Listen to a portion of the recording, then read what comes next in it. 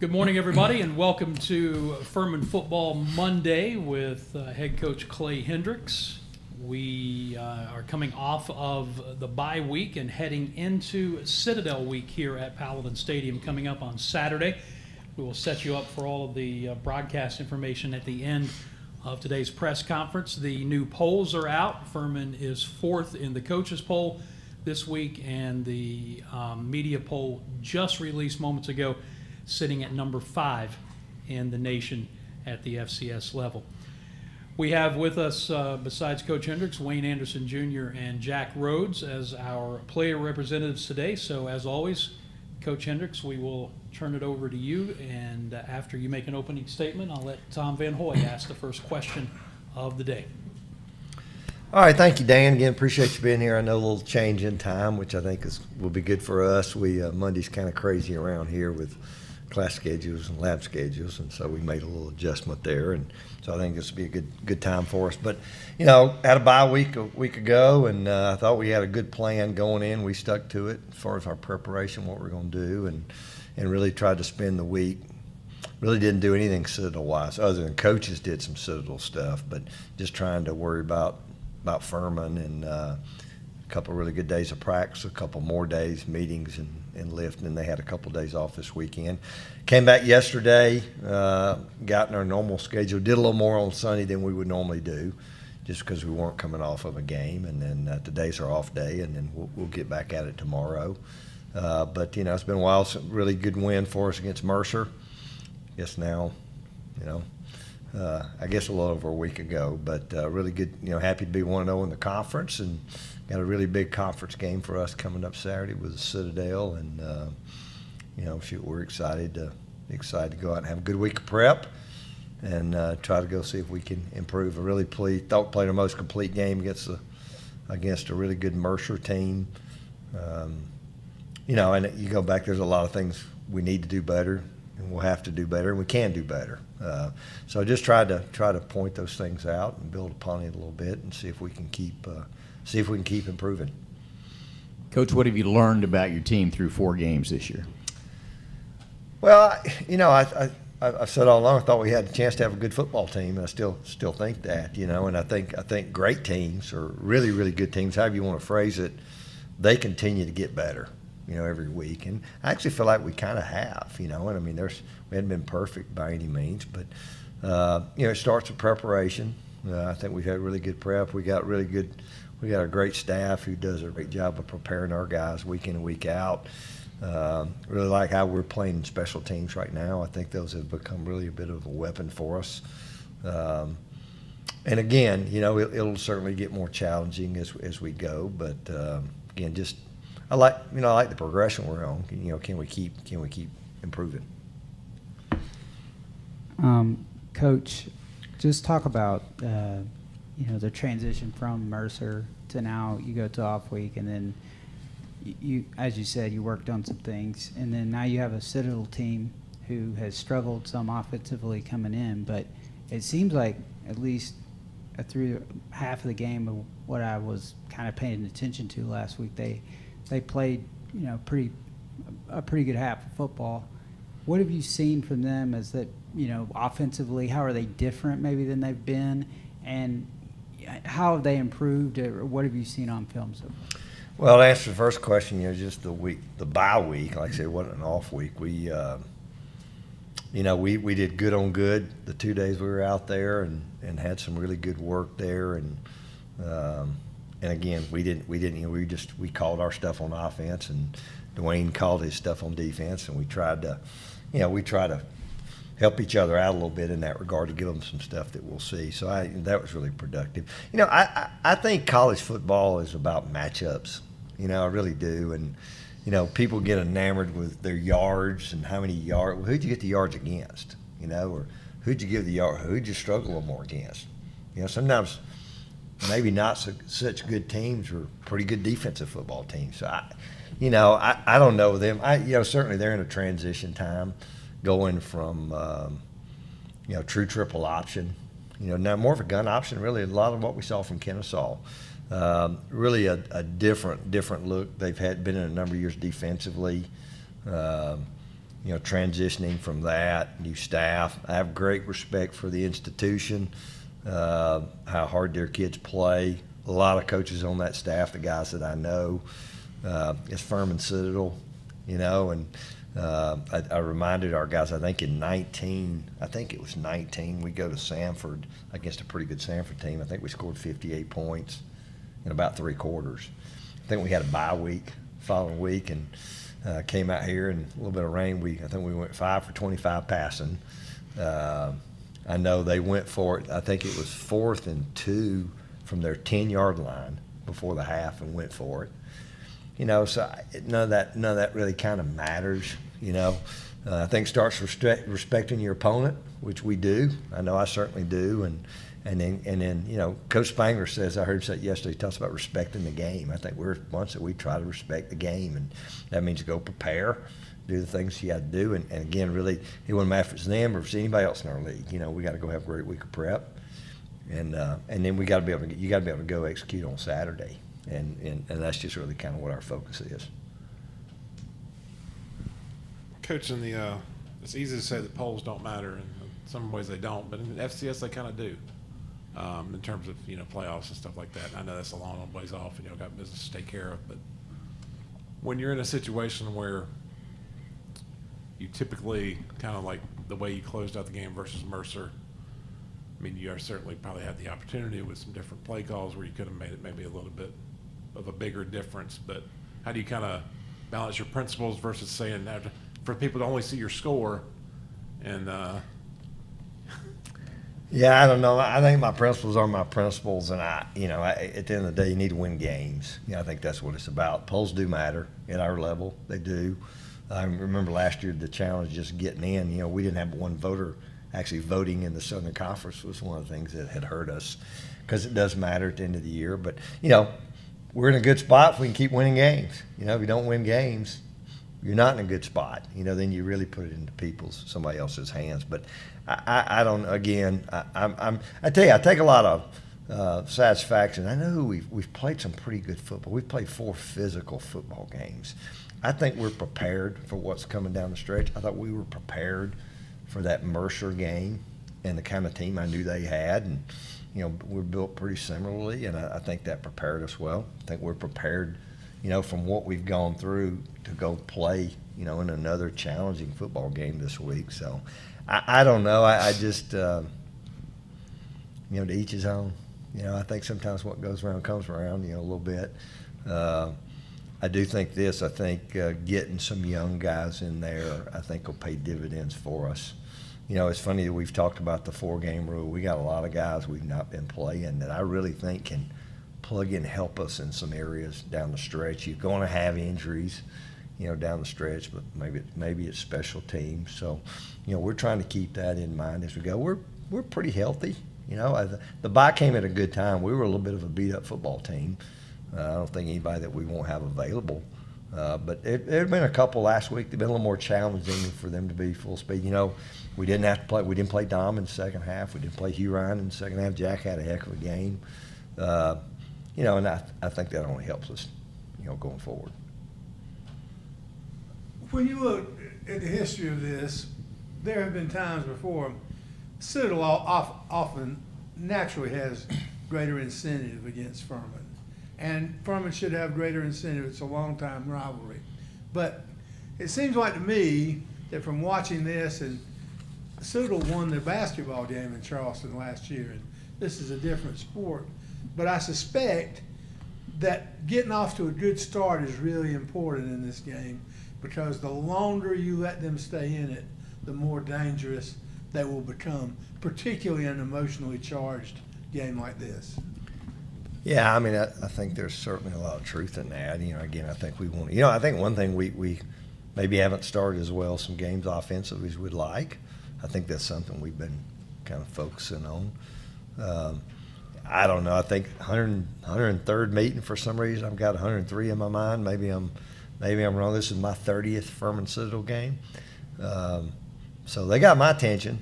And I'm pretty sure they'll have our players as well. Like I said, we got a mature football team, and I've never sensed that at all about anybody, and anybody we've played. this year. And I didn't sense it last year. I think one of the things about that team a year ago, which was a different team, but it's mostly the same guys, is they continue to get better. Really after probably the Sanford game that we've talked about, from that point forward, I thought we got better about every week. Again, we weren't perfect. I think that's what our focuses are on, and I think any game you start out there, if you can start better, it certainly helps you. But I hadn't sensed anything from, we had a really good practice yesterday. Again, a little different on Sunday because we did a little bit more than we normally would do. And I don't expect anything to be different tomorrow. So what does it say about you if you've been around for a third of 100-plus football games?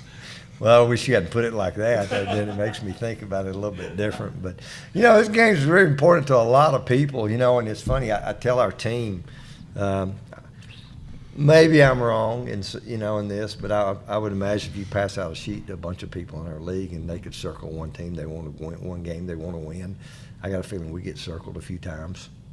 And so but it's fun to be at a place, where you feel like people certainly like to beat you. I mean, we kind of feel the same way. We feel like we got a bunch of rivals. I know, the game's probably a little different than it was. I know when I got here, because the league is vastly different.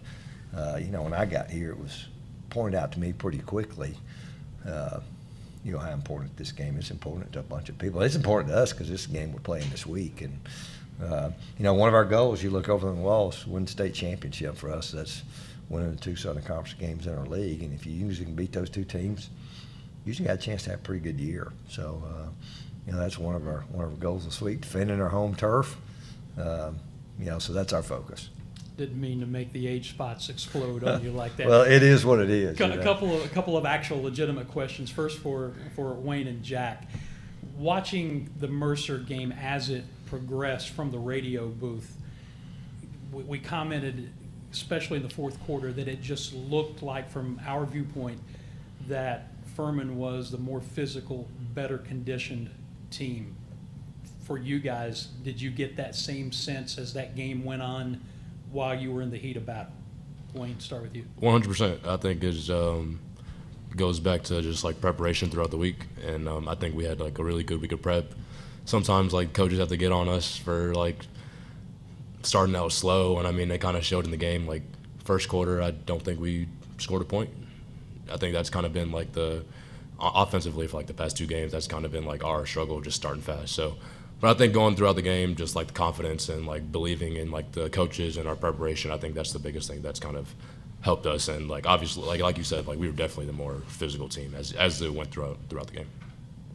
Kind of going off what Wayne said. I think defensively, it starts up front with us. If we're stopping the run, asserting our dominance up there, it helps us in the back end for sure. And I think all off season we've been conditioning, getting stronger, and it's really helped us up front and all over the field. So I think that's just our preparation, what we've done. So.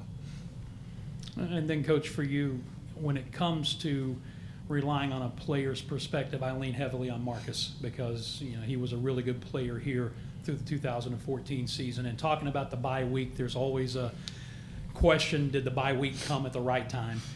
And I asked him about that in our postgame after Mercer, and he thought that it came at a great time because you've got 7 weeks now, all conference games, and football being such a routine game where you do the same thing every day, preparing for the game that allows you to get into a rhythm. Would you agree with his assessment of that? Yeah, I agree. I think me personally, I think probably, bye weeks are good when you need one. And I think probably for us, the health is probably the biggest thing. It would help if you were playing, if we were playing the old Citadel team, having an extra week to prepare for a true under center triple option team. Now, we would have prepped before now about that, then certainly it helps. But no, I think that probably more the health. I like the way it's kind of set up, and I've been parts of teams that played really well after bye, and I've been parts of teams that did, I really don't think that matters. Again, I think we got a mature team, and we're going to have the same schedule this week. We'll probably be able to cut back a little bit on Tuesday, Wednesday, just because we're ahead on Sunday. And again, I just, my thought from the day I got back here, was have our kids rested, don't have them thinking. I just think the character and nature of the kids we have, they will play, but you got to have them prepared. You got to be careful about asking too much of them mentally because they are bright kids.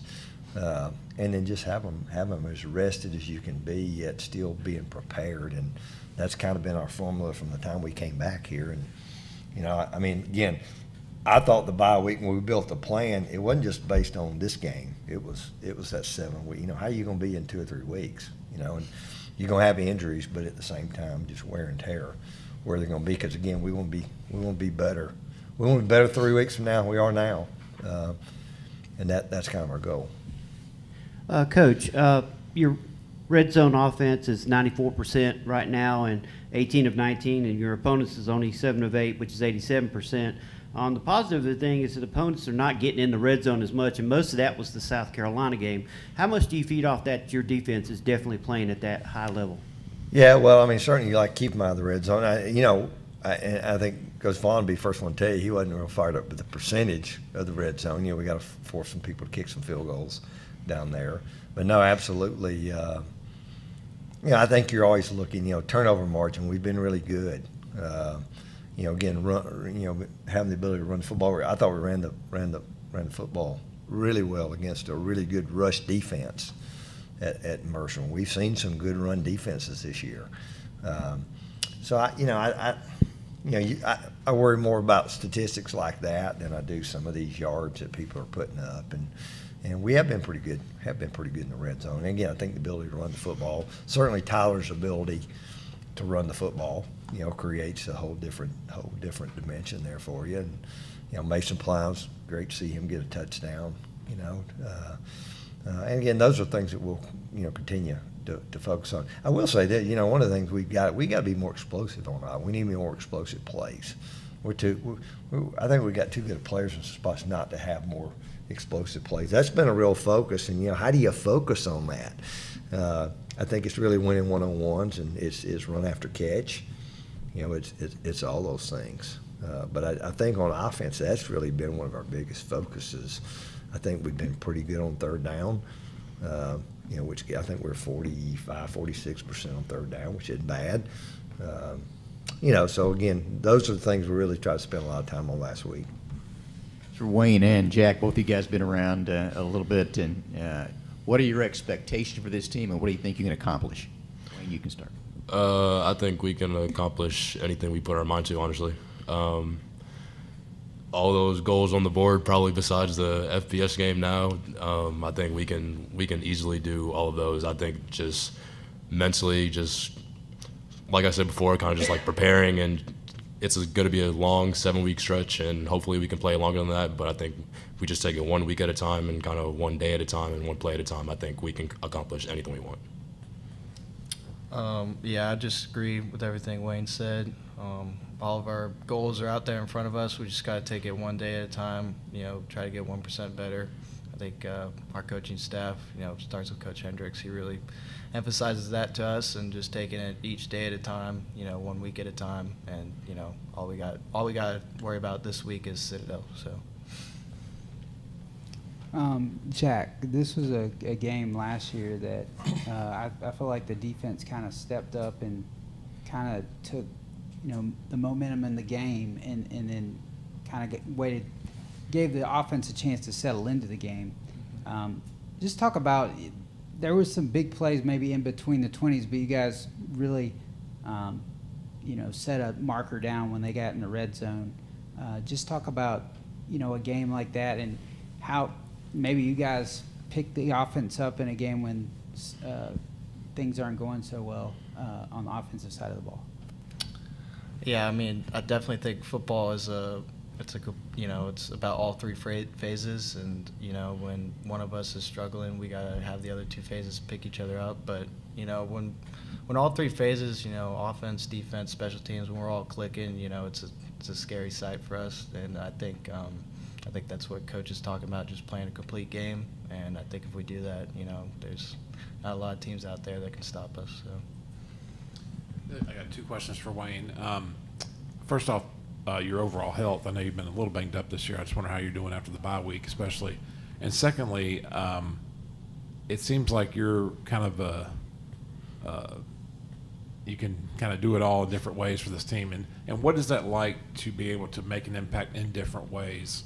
And is it a deal too where you would rather have a certain role and stick to it, or do you kind of like the fact that you have a chance to do a lot of different things in different ways for this team?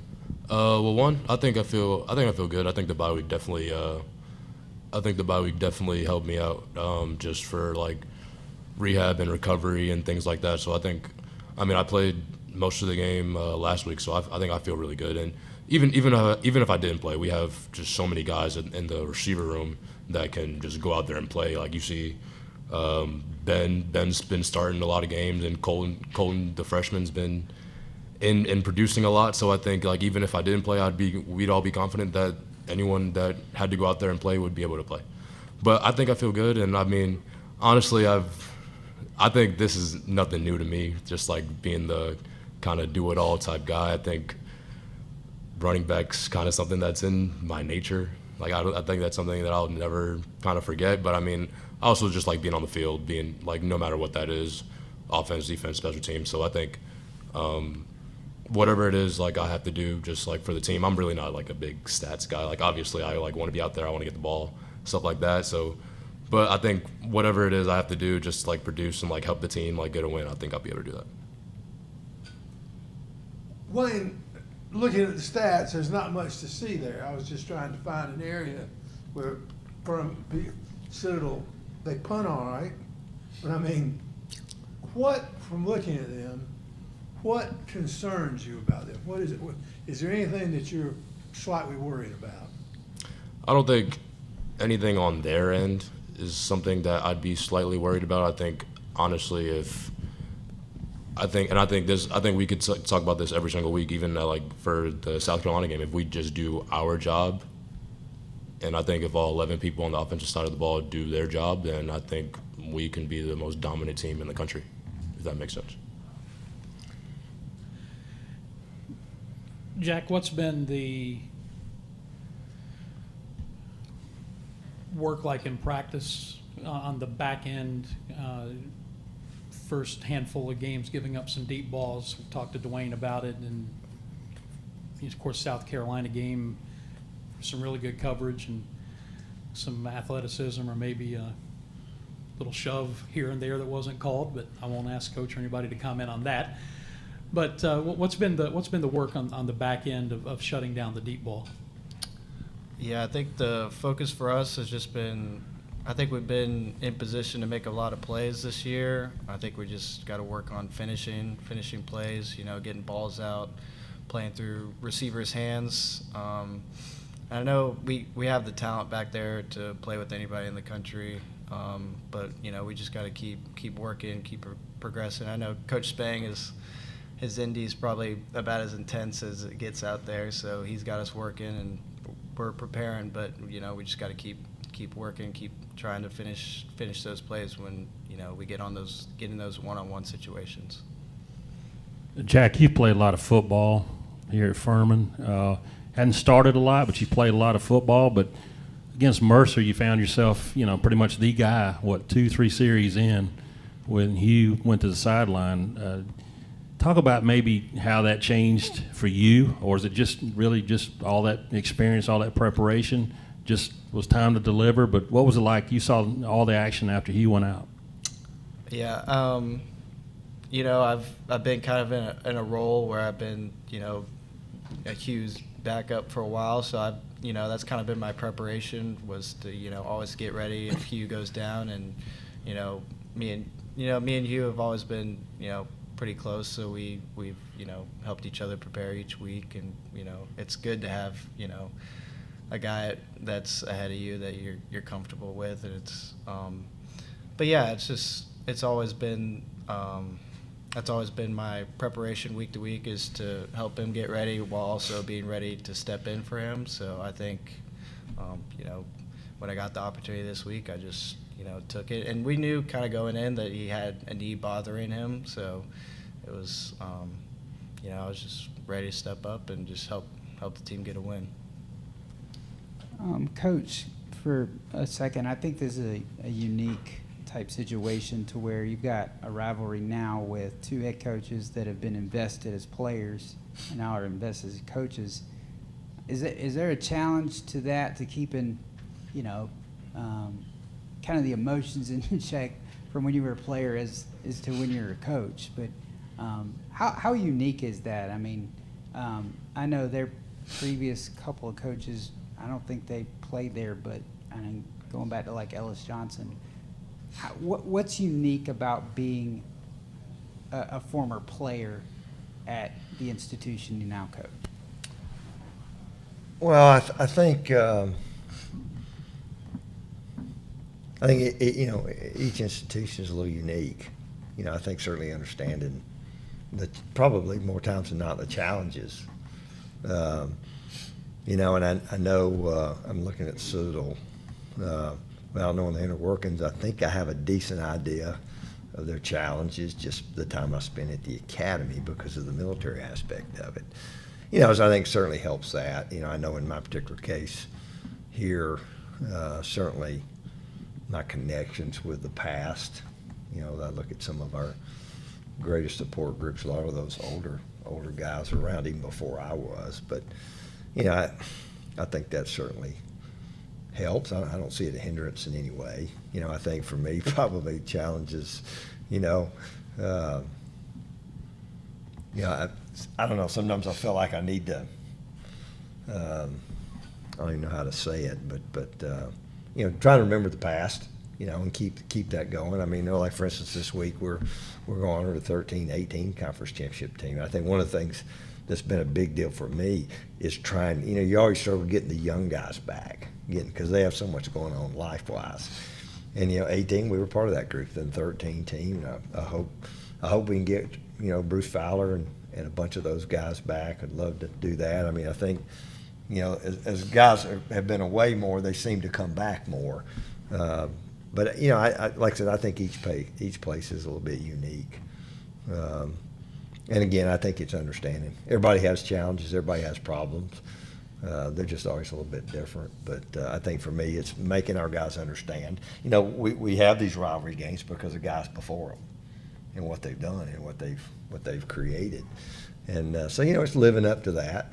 I do feel a sense of I don't know what the right word would be, but I mean that drives me a little bit too. Just trying to keep that going. And we came back here, we wanted to be in this position. We wanted to be a team that was, a top 10 team, hopefully year in and year out, and which gives you a chance to go compete at the highest level. And it is a challenge. It really has. It hasn't been easy to get to this point, and you got to try to stay there and keep building upon it. So, and get day by day. Just go out there and work and prep. And we recruited well. We got great kids. Certainly our. We have a great tradition built upon. That helps. I mean, it really does. And and then maybe I've sensed a little bit more of these rivalry games sometimes. I got a few more years to lean on maybe than some of these younger guys do. But that probably, I don't know if I answered your question, but I do think it's just, it is, like I said, understanding, the uniqueness of lots of places. And, I really think you got two kind of unique institutions who are different. And I'm sure Maurice is feeling the same. I don't know Maurice really well. Do know him, respect him. Remember him as a player, all those things. So, we've all still got our unique challenges. Jack, after Mercer's first drive of the second half, you guys lost 16 yards the rest of the way, without your leading tackler. And it seems like, I know technically there was, kind of piggybacking on what Hunter asked you earlier, but there was technically 20 starters returning to this team, and I think if you include everybody that's got experience on defense, there's more like 30 starters returning. But how do y'all stay cohesive when you rotate so many guys in? But obviously the experience that you had playing wise came in handy two Saturdays ago when you had to play a bunch. Mm-hmm. Yeah, we have a bunch of guys on that side of the ball that have experience, but I just think, we stay prepared. You know, all the guys who maybe aren't starting, you know, we still have big roles on the team and, you know, trying to get wins. And I think just for us, you know, when we rotate a lot of guys, it keeps players fresh. It helps avoid injury and, you know, stuff like that. And, you know, that helps with the conditioning thing that we talked about earlier. You know, having that many guys who can play is really helpful, you know, late in the game. So I think, you know, me, you know, in the back end, you know, there's Caleb back there who's, you know, although he's young, you know, he's a really good player, and he's going to be here for, you know, he's going to be playing next year, you know, probably starting. So it's, you know, it's just helpful to have those guys, you know, that, you know, we can just plug and play and, you know, not miss a beat. So. If you just look and you were sort of a passive interest in Furman, you would say that everything has been as planned. You started the year out ranked, you're still ranked, your record is 3-1. Most people would have predicted that. I just wondered, you're a lot closer than passive interest. What has been, has there been anything surprising about this team to you? Clay? No, not really. I mean, I think people just assumed you'd be at 3-1. I knew that. I mean, heck, who didn't think that Mercer game wasn't going to be a tough football game? And it was. I really thought the same thing about Kennesaw. You know, I know there's some transition, but I also thought they were really good defensively. And, again, I thought we got absolutely their best shot. We certainly thought we had a chance to go at South Carolina and compete, and we did. And then we made mistakes, and it got away from us a little bit. And first game's a little bit first games. But, you know, I think for us, nothing surprising. You know, I think the thing we have to do a better job, attention to detail. You know, look, those two drives, you're talking about the drive before the half and then the first drive, and, you know, and being a team that doesn't beat yourself. You know, we beat ourselves a little bit on those two drives, you know, with some things, right? Just continue to clean those things up. I think you have that every year. I think our kids respond the right way. Our coaches are coaching the heck out of it. Like I said, I don't know if you'd have watched Coach Spanger at practice yesterday, you can tell, you know, he's a little bit like me. You know, he looks at it from a little different perspective, but, you know, just being demanding of your guys, and there's a right way to do it. And I just think for us to continue to progress, those are the things we have to continue to be better at. And, you know, we are a developmental football program, you know, and we're never going to have mass. I watch some of these games Saturday, these mass numbers of transfer. That's never going to be us, you know. It's continued high school. You know, if we can plug in a guy here, they're great. But, you know, we got to be a developmental football team, and we're not going to win on talent alone. We have talent, and I remind our guys of that. But, you know, we just have to do the little things right better than other people, and that's got to continue to be our focus. I think it was Herb Brooks who told the 1980 Olympic hockey team, you don't have enough talent to win on talent alone. That's probably I think that sums us up too. And again, I don't want to diminish. We have some talented guys. There's no question. We have some guys that maybe aren't the most talented, but they're really good football players, and you can win a lot of games with those guys. And so I think it's the combination of all those factors that really has got to be the thing that drives us. So I'd like to get into players' hidden talents. And second day of fall camp, I go out to interview Wayne Anderson and Dominic Roberto. And as I start the interview with Dom, Wayne steps in and takes over, trying to cost me my job. So Wayne, budding broadcaster that you are. I saw that. I remember seeing that. Yeah. Budding broadcaster that you are, I was wondering if you had any questions you wanted to ask to your head coach or to your teammates. Coach Hendricks, where do we go from here?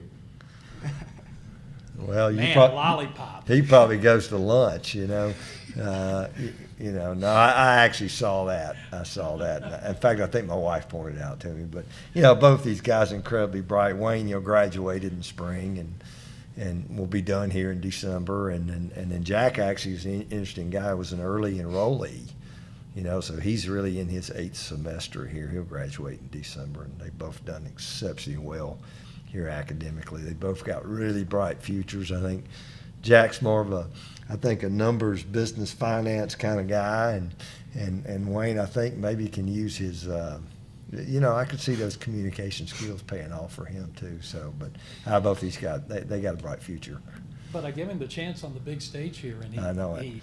where do we go from here? That's the best you could come Yeah, up I with. just it was first thing that came on top of my head. Anything else from the group here? Coach, a final thought. No, just again, excited to go play again.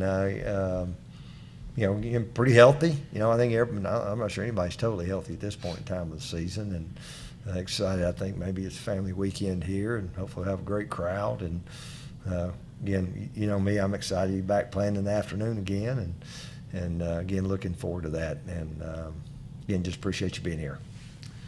The oldest rivalry in the Southern Conference will kick off again at 2 o'clock at Paladins Stadium on Saturday. It's family weekend, so it's going to be a lot of activity going on here. ESPN Plus telecast for the 2 o'clock kick. From a radio standpoint, we'll hit the air with the Pepsi pregame at 12:30 p.m. on the Fan Upstate 97.7 FM in Greenville, 97.1 in Spartanburg, and at Odyssey.com and the Odyssey app. Thank you for joining us for Furman Football Weekly. Thanks to head coach Clay Hendricks, to Wayne Anderson, and to Jack Rhodes. And for all of us here at Furman, I'm Dan Scott saying God bless you. So long, everybody. This has been a Hunter Reed and Jeff Schetzel production.